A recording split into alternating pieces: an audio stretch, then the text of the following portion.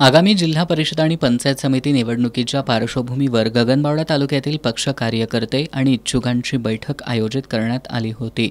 आमदार सतेज पाटील यांची या बैठकीला प्रमुख उपस्थिती होती। या बैठकीत मार्गदर्शन करताना आमदार सतेज पाटील यांनी आगामी जिल्हा परिषद आणि पंचायत समितीच्या निवडणुकीसाठी इच्छुकांची संख्या मोठ्या प्रमाणात असल्याने सर्वांना विश्वासात घेऊन उमेदवारी देऊ अशी ग्वाही दिली। या निवडणुका ताकदीने लढवूया असं आवाहनही त्यांनी यावेळी केलं। दरम्यान इच्छुकांनी आम्हाला उमेदवारी मिळो अथवा न मिळो आम्ही पक्षाशी एकनिष्ठ राहून प्रामाणिकपणे काम करू आणि पक्ष देईल त्या उमेदवाराच्या पाठीशी राहू अशी ग्वाही दिली। या बैठकीला बंडोपंत कोटकर, मानसिंग पाटील, दत्तात्रय पाटणकर, चंद्रकांत खानविलकर, बजरंग पाटील, संजय पडवळ, महादेव पडवळ, बयाजी शेळके, सहदेव कांबळे, उदय देसाई, विलास पाटील, संभाजी पाटणकर, भगवान पाटील यांच्यासह गगनबावडा तालुक्यातील काँग्रेसचे पदाधिकारी आणि कार्यकर्ते उपस्थित होते।